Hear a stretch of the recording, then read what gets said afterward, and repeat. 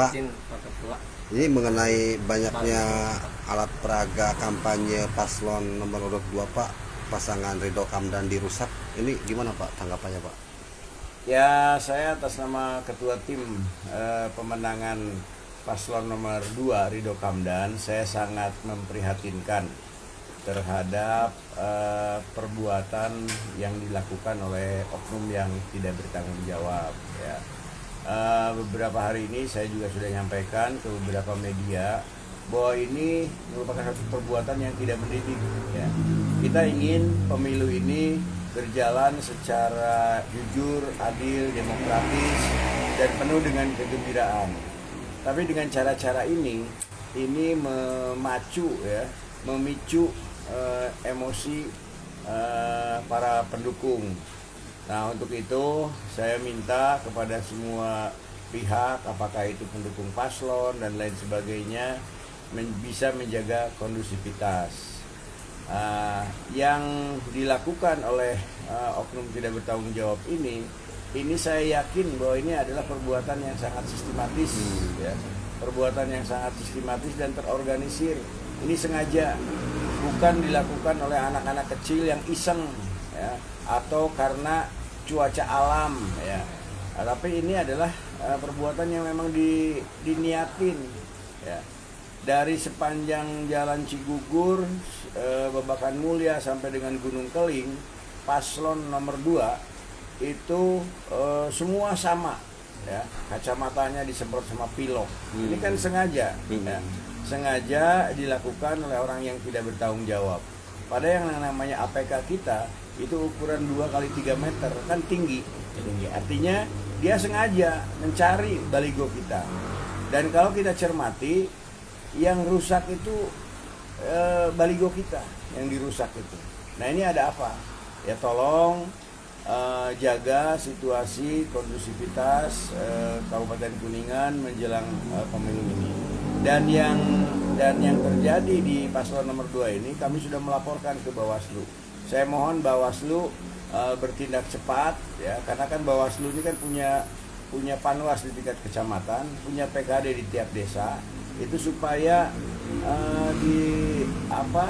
dilakukan penyelidikan lah, ya. Dilakukan penyelidikan. Saya yakinlah dengan teknologi panwas dan pihak kepolisian, aparat kepolisian punya teknik, punya cara untuk bisa mendapatkan pelaku ini. Ya. Pak, itu dengan jumlah berapa Pak yang sudah terjadi? Jumlah secara pasti saya tidak tahu, ya, tapi tidak kurang lah dari 30-40 baligo yang dirusak. Nah, dan selain di pilok ada juga baligo kita yang disobek dari atas ke bawah. Gitu. Dari atas ke bawah. Nah Pak, dengan kondisi baligo yang rusak dan sobek itu, apakah diganti atau dibiarkan Pak? Ya, kita ganti. Kita ganti.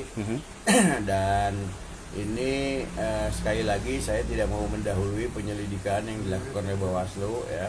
Tapi saya mintalah kalau misalnya dilakukan oleh pendukung pasangan lain, ya mohon ini menjadi ya kita jangan memicu lah, ya. Jangan memicu, karena yang kita tengarai hanya baliho kita yang disemprot pilok. Ini kan sengaja. Pak, kejadian ini kan membuat pendukung dan juga tim kan geram, ya Pak. Ada instruksi dari tim pemenangan? Enggak lah, kita tidak akan membalas cara-cara seperti ini. Tidak akan membalas cara-cara seperti ini. Hanya kami sudah menginstruksikan kepada semua tim kita, baik itu dari partai maupun relawan, ya kita tidak terpancing dengan masalah ini. Yang paling penting jaga APK kita, ya, jaga APK kita dan laporkan apabila ada APK yang kita menginstruksikan tidak perlu membalas, dan itu ya tidak mendidik, ya. Pak, tadi kan harapan kepada Bawaslu untuk melakukan tindakan langsung, ya Pak. Ya. Apakah selain itu apakah akan disayembarakan Pak kepada warga umum siapa yang mengetahui perusak ini? Ya, kami ke anggota internal kita lah, ya. Nah, maksudnya bukan mau bersayembara, tapi di internal kita untuk mewaspadai setiap baligo. Kalau perlu ya kita lakukan monitoring dan pemantauan. Berarti secara terjadwal Pak untuk monitoring dan pengawasan terutama Ya, APK? kita setiap desa kita lakukan monitoring. Setiap pemasangan kita awasi jam berapa kita pasang, kemudian besoknya kita cek apakah ada kerusakan atau tidak. Pak, terlepas dengan kondisi baligo perusakan itu Pak, agenda di tim ataupun di paslon nomor urut 2 gimana Pak untuk Kuningan? Kita lakukan konsolidasi terus baik oleh calon maupun oleh tim atau relawan. Ya, tim kita, tim pemenangan ini kan ada beberapa partai, baik pengusung maupun pendukung, dan itu dalam minggu ini kita semua bergerak.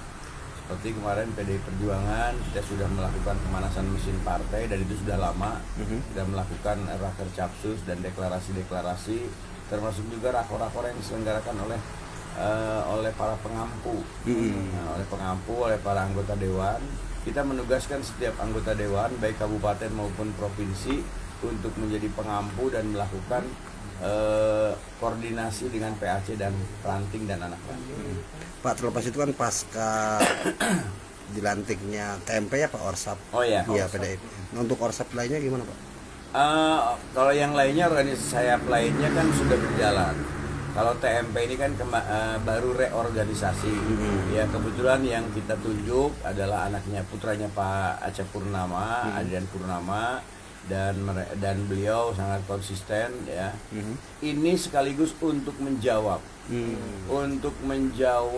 keraguan-raguan masyarakat bahwa keluarga Pak Aceh itu pecah. Sama sekali tidak. Istrinya, anaknya itu semua ada di barisan Ridho Kamdan. Ini juga untuk menjawab itu semua. Jadi bohong kalau keluarganya Pak Aceh itu diseret-seret kemana-mana ya. Kalau individu-individu silahkan. Pak Aceh itu berangkat dari PDI Perjuangan dan semua putra-putrinya, Adrian Purnama, Dr. Sisil, istrinya Bu Hajah Ika, itu semua ada di barisan Ridho Kamdan dan beliau tegak lurus. Kemudian Pak, dengan relawan Pak? Relawan semua bergerak. Ada relawan Banteng Edan, ada relawan MRS, ada relawan BNR, ada relawan XTC, semuanya bergerak ya. Termasuk juga yang di Pasapen itu, yang di Kebumen itu semua bergerak. FKPPI, Gibas, kemarin Gibas baru mendeklarasikan, dan terima kasih kepada Ketua Gibas dan anggota Gibas yang sudah mendukung Ridho Kamdan. Ya, sukses Gibas. Nah, kemudian Pak, untuk penjadwalan Pak, ini kan tentu akan digodok ya Pak dalam kampanye akbar gitu Pak. Itu gimana Pak? Untuk penjadwalan kampanye akbar kita masih melihat momentum ya. Kita harus bisa, ini kan menyangkut mengenai taktik strategi. Kapan timing yang tepat kita melakukan kampanye akbar. Tapi kalau kampanye-kampanye yang parsial kita lakukan baik oleh calon maupun oleh tim. Artinya belum ditentukan juga Pak? Belum, nanti kita lihat. Ya. Kan hanya satu kali untuk kampanye akbar ini. Pak, kemarin kan tidak lengkap nih Pak dengan anak ranting ya Pak? Ya. Untuk acara raker capsus. Makanya kita ulangi di rakor-rakor yang difasilitasi oleh anggota dewan. Ini kita terus melakukan rakor di semua elemen partai. Ada kewajiban Pak per anggota dewan berapa titik per sehari? Ada kewajiban, setiap anggota dewan kabupaten kita tugaskan 2 kecamatan. 2 kecamatan. Untuk anggota DPRD provinsi 5 kecamatan, dan ini sudah dilakukan semua. Nah, mengenai kemarin kan sempat juga dirilis Pak dari lembaga survei Jamparing Riset itu Pak. Ya silakan aja, itu riset-riset, survei-survei, silahkan ya, itu adalah cara kita masing-masing. Kita tidak terpengaruh, kita hargai hasil survei tersebut, tapi kita tidak terpengaruh. Yang paling penting kita turun dan konsolidasi ya. Baik. Ya.